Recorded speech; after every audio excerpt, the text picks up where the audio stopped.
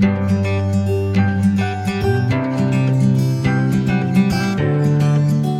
वालेकुम and welcome back to my channel. कैसे हैं आप सब लोग? आई होप कि आप सब ठीक होंगे, खुश होंगे और मज़े में होंगे।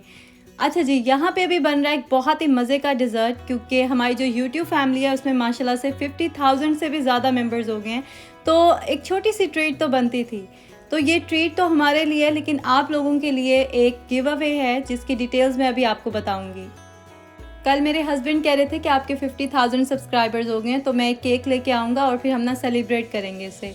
तो मैंने कहा कि अभी थोड़ा-सा रुक जाते हैं, क्योंकि जितनी मेहनत मैं कर रही हूँ मुझे उम्मीद है कि 100 के भी बहुत जल्दी हो जाएँगे, तो फिर इंशाल्लाह से सेलिब्रेट करेंगे। आजकल मैं वाक़ई बहुत हार्ड वर्क कर रही हूँ, क्योंकि चैनल माशाल्लाह से ग्रो हो रहा है और आपको पता है कभी-कभी ऐसा मौका मिलता है। तो आगे वैसे भी रमज़ान आ रहा है, तो मैंने सोचा अभी थोड़ी एक्स्ट्रा एफ़र्ट कर लेती हूँ ताकि आगे मेरे लिए ईज़ी हो जाए। अच्छा, ये जो डिज़र्ट मैं बना रही हूँ ना, ये बहुत मज़े का बनता है और लिटरली 5 मिनट्स में बन जाता है। तो इसके लिए आपको केक चाहिए प्लेन, मैं वैसे फ्रोज़न यूज़ कर रही हूँ, आप अगर चाहें तो फ्रेश भी ले सकते हैं। उसकी लेयर आपने लगा लेनी है पीसेस में कट करके, और उसके ऊपर आपने लगानी है आइसक्रीम की लेयर। मैंने वनीला आइसक्रीम यूज़ किया, आप चाहें तो कोई और फ्लेवर भी यूज़ कर सकते हैं। उसके ऊपर आपने पाइनएप्पल के चंक्स लगाने हैं और फिर आपने एक और लेयर लगानी है केक की। लास्ट में इसके ऊपर लगाएंगे व्हिप क्रीम। यहाँ पे तो वैसे बहुत अच्छी मिल जाती है रेडीमेड, लेकिन आप चाहें तो घर पे भी बना सकते हैं।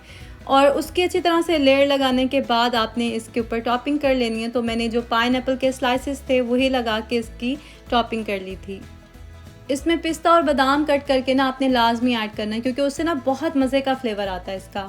और आपने इसे ट्राई ज़रूर करना है, क्योंकि जब तक आप ट्राई नहीं करेंगे ना आपको पता नहीं चलेगा इसका फ्लेवर कैसा आता है। और होता है ना, कभी गेस्ट आते हैं जल्दी में, तो हमें समझ नहीं आ रहा होता क्या बनाएं डिज़र्ट में। तो ये सब चीज़ें आप लेके फ्रीज़ कर सकते हैं आराम से, और 5 मिनट्स लगेंगे और आपका डिज़र्ट जो है वो रेडी हो जाएगा। आई विश कि मैं ये डिज़र्ट आप सबके साथ शेयर कर सकती, फिर मैं बहुत ज़्यादा बनाती और हम लोग मिल के एंजॉय करते। लेकिन फ़िलहाल आप लोगों की तरफ से मैं खुद ही खा लूँगी, और आपको मैं गिव अवे की डिटेल्स दे देती हूँ। तो पहले तो मैं सोच रही थी कि गिफ्ट सेंड करूं, लेकिन गिफ्ट्स लेना और भेजना जो है ना थोड़ा-सा मुश्किल हो जाता। फिर मैंने सोचा कि कैश ही रख लेती हूँ इस बार, फिर जब पाकिस्तान जाऊँगी तो फिर गिफ्ट्स लेके जाऊँगी यहाँ से। मैं अपने नेक्स्ट व्लॉग में ना आप लोगों से 2 क्वेश्चंस पूछूंगी, और उसके आंसर जो है ना आपने कमेंट सेक्शन में लिखने होंगे। तो जो सबसे पहले मुझे आंसर दे देगा वही विनर होगा, और 3 विनर्स होंगे और ईच विनर को $50 कैश मिलेगा। मैं पहले इसलिए बता रही हूँ क्योंकि बहुत से व्यूअर्स ऐसे हैं जिनके अकाउंट नहीं है यूट्यूब पे। तो आप लोग जल्दी से अकाउंट बना लें ताकि आप भी पार्टिसिपेट कर सकें। अभी हम लोग कुछ चीज़ें लेने के लिए बाहर आ गए थे, क्योंकि बच्चों की साइकिल्स लेनी थी और ग्रॉसरीज भी लेनी थी। तो यहाँ वॉलमार्ट के बाहर ना अच्छी खासी वैरायटी होती है साइकिल्स में। पहले हम लोग गए थे अकेडमी, तो वहाँ पे इतनी वैरायटी नहीं थी। तो यहाँ बच्चों के साथ मेरे हस्बैंड थे, वो उनको साइकिल्स लेके दे रहे थे, और मैंने सोचा कि मैं जल्दी से अंदर जाती हूँ और ग्रॉसरीज ले लेती हूँ। बच्चों के लिए फ़िज़िकल एक्टिविटी जो है ना बहुत ज़रूरी है, और पहले इनकी बाइक्स थी तो वो छोटी हो गई थी अब, इसलिए हमने सोचा कि नहीं ले लेते हैं, क्योंकि मौसम आजकल काफ़ी अच्छा हो रहा है यहाँ पे। तो फिर ये कि बच्चों को लेक साइड ले जाते हैं या पार्क वगैरह में ले जाते हैं, तो ये लोग फिर ड्राइव कर लेते हैं। मैं इतने दिन से कह रही थी अपने हस्बैंड से कि रमज़ान आने वाला है तो ग्रॉसरी करनी है, मैंने चीज़ें भी बना के फ्रीज़ करनी है।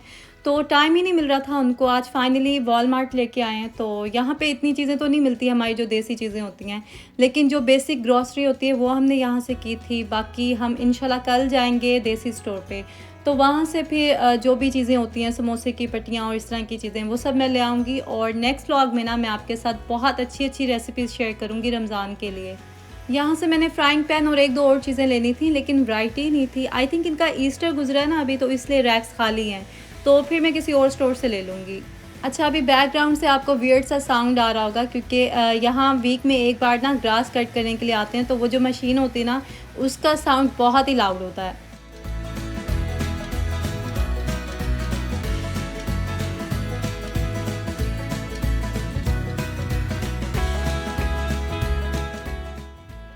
अभी मैं कैजुअल वेयर के लिए कुछ कपड़े देख रही थी अपने लिए, लेकिन वॉलमार्ट से ना मुझे कभी भी कोई काम के कपड़े नहीं मिले। कुछ दिन पहले मैंने अमेज़न से कुछ चीज़ें ऑर्डर की थी, तो अभी वो डिलीवर हुई हैं। एक तो मैंने आलमंड ऑयल ऑर्डर किया था और साथ में 1-2 और चीज़ें थी। तो मैं पहले चेक कर लूँ उनकी क्वालिटी, अगर अच्छी होगी ना तो मैं नेक्स्ट वीडियो में इसका लिंक भी दे दूँगी साथ, और आपको बता भी दूँगी कि क्या ऑर्डर किया था मैंने। यहाँ पे ये जो बाइसिकल है ये अमान के लिए है, और ऑरेंज वाला जो है ना ये अली के लिए है। आयतल के लिए अभी नहीं लिया क्योंकि अमान का जो था पहले वाला वो आयतल को बिल्कुल ठीक था अभी, तो इसलिए फिर नहीं लिया हमने। घर आके सबसे पहले तो मैंने चिकन को कुक होने के लिए रख दिया क्योंकि भूख काफ़ी लग रही थी सबको और लेट हो गए थे हम। तो इसको मैंने वैसे ही मैरिनेट किया था जैसे लास्ट वीडियो में मैंने आपको स्टीम चिकन के लिए बताया था। और बस इसमें मैंने अजवाइन नहीं डाली थी, और जब मैं स्टीम करती हूँ तो अजवाइन डालती हूँ, वरना मैं नहीं डालती। बाकी ये कि इसको मैंने हल्का सा ऑयल डाल के तो भून लिया था, और फिर इसमें ये फ्रोज़न वेजिटेबल्स जो मैंने रखी होती हैं ये ऐड कर दी थी, तो इसी में ही ये कुक हो जाएगा। इसमें कोई एक्स्ट्रा पानी मैं ऐड नहीं करूँगी, बस हल्की आंच पे इसको दम दे के रख दूँगी और थोड़ी थोड़ी देर के बाद ना मैं इसमें चम्मच हिला लूँगी। और ये वाली जो वेजिटेबल्स है ना ये बहुत मज़े की लगती हैं, अगर आपके कंट्री में अवेलेबल है ना तो आप ज़रूर ट्राई करें। मैं वैसे फ्रोज़न फूड नहीं यूज़ करती, बस ये वेजिटेबल्स जो है ना मिक्स वाली ये मैं लेके आती हूँ, तो यही मैं यूज़ करती हूँ क्योंकि इसमें कोई प्रिजर्वेटिव्स नहीं होते, तो हेल्थ के लिए भी ये ठीक है। कभी कभी ना मैं इस तरह से जल्दी जल्दी वाली कुकिंग कर लेती हूँ क्योंकि जिस दिन काम ज़्यादा हो ना उस दिन आप कुकिंग में ही इतना टाइम लगा लें तो और चीज़ों के लिए टाइम नहीं बचता फिर। और यहाँ पे ये सैलेड कट कर लिया था जब तक खाना रेडी हो रहा था, और साथ में मैंने फिर रोटियाँ बना ली थी, तो बस जल्दी जल्दी में ये हमारा लंच हो गया था।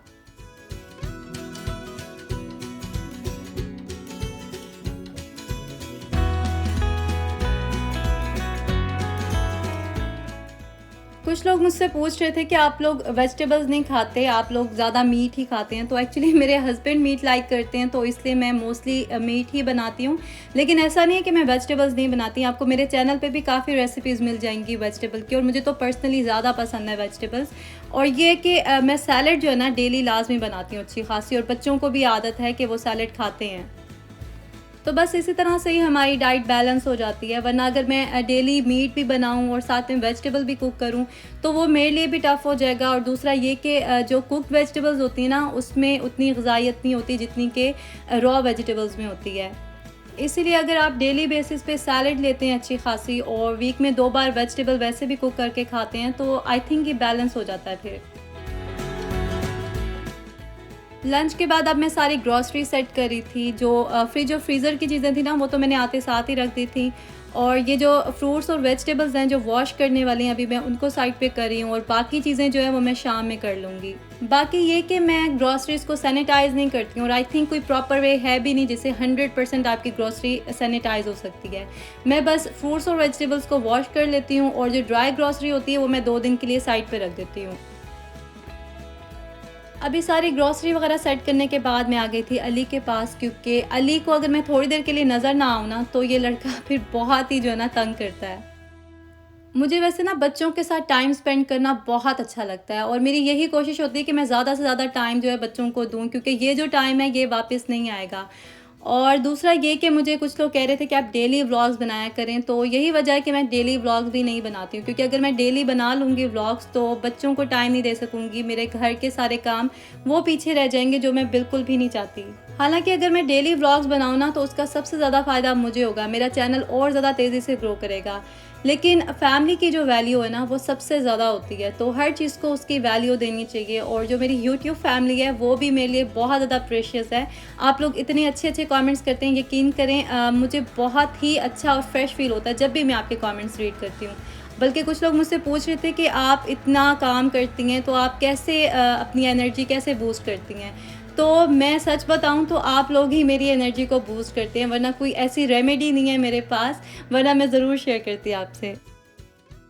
अच्छा, कुछ दिन पहले ना मुझसे 2-3 मदर्स ने शेयर किया कि वो अपने बच्चों को ना मारती हैं, और बच्चे हालांकि इतना तंग नहीं करते लेकिन पता नहीं उनको क्या फ़ील होता है कि वो उनकी पिटाई लगा देती हैं, और बाद में जब उनको रियलाइज़ होता है तो ज़ाहिर है बहुत गिल्ट होता है, तो अच्छा नहीं लगता फिर उनको। तो वो चाह रही थी कि मैं उनके साथ कुछ टिप्स वगैरह शेयर करूं, तो इन फ्यूचर मैं इंशाल्लाह इस पे डिटेल में एक व्लॉग बनाऊंगी। लेकिन मैं आपसे ये रिक्वेस्ट करूंगी कि आपको अगर इस तरह की फीलिंग्स होती हैं ना तो आप मेडिकल हेल्प ले लें। कभी कभी क्या होता है कि हमारी बॉडी में ना कुछ चेंजेस हो रहे होते हैं जिसकी वजह से हमें इस तरह की फीलिंग्स हो जाती हैं। तो ऐसे में अगर आप साइकाइट्रिस्ट के पास जाते हैं, थोड़ी सी प्रोफेशनल हेल्प ले लेते हैं, तो इसमें कोई ऐसी बात नहीं है। क्योंकि फ़िज़िकल अब्यूज़ जो है ना वो बच्चों के लिए बहुत वर्स्ट चीज़ है। आप चाहे बाद में उन्हें जितना भी प्यार कर लें, लेकिन जब बच्चे बड़े होते हैं ना उनकी पर्सनालिटी में वो कमी रह जाती है। तो अपने बच्चों के लिए ना आपको ये स्टेप लेना होगा। और अब तो वैसे काफ़ी अवेयरनेस आ गई है लोगों में और लोग ट्रीटमेंट लेते भी हैं जाके, तो इंशाल्लाह परेशानी की कोई ऐसी बात नहीं है, सब कुछ ठीक हो जाएगा, नॉर्मल हो जाएगा। अच्छा, मैंने लास्ट व्लॉग में कहा था कि जो भी मुझे कमेंट करेगा मैं उसे ज़रूर रिप्लाई करूँगी, और आप यकीन करें मैंने पूरा दिन यही काम ही किया। मैंने घर के कोई काम भी ऐसे नहीं किए थे, बस ज़रूरी काम किए थे और सबको मैं रिप्लाई करी थी और सबको कर भी दिया था ऑलमोस्ट। फिर ऐसा हुआ कि रात हो गई और जब मैं सुबह उठी हूँ तो इतने ज़्यादा कमेंट्स थे कि अगर मैं उनका रिप्लाई करने बैठती ना तो आप अभी ये व्लॉग ना देख रहे होते। कुछ लोग ना फ़ौरन नाराज़ हो जाते हैं कि मैंने 2 बार आपको कमेंट किया, आपने रिप्लाई नहीं किया। आप यकीन करें मुझे खुद इस चीज़ का बहुत एहसास होता है कि कोई टाइम निकाल के मुझे अगर मैसेज कर रहा है तो मैं एटलीस्ट उसे रिप्लाई करूँ। लेकिन सच में पॉसिबल नहीं होता इतने सारे लोगों को एक साथ रिप्लाई करना। लेकिन फिर भी मैं ये कंटिन्यू करूँगी, जितना मुझसे हो सकता है मैं रिप्लाई करूँगी। स्पेशली जो न्यू यूट्यूबर्स हैं ना, वो फ़ौरन से घबरा जाते हैं, तो परेशान बिल्कुल ना हो। मैं इंशाल्लाह नेक्स्ट व्लॉग से ना फ्री शाउट आउट देना फिर से कंटिन्यू करूँगी। यहाँ पे मैं कर रही हूँ अपने व्लॉग को एंड। आपसे मुलाकात होगी बहुत जल्द। अपना ख्याल रखें। अल्लाह हाफ़िज़।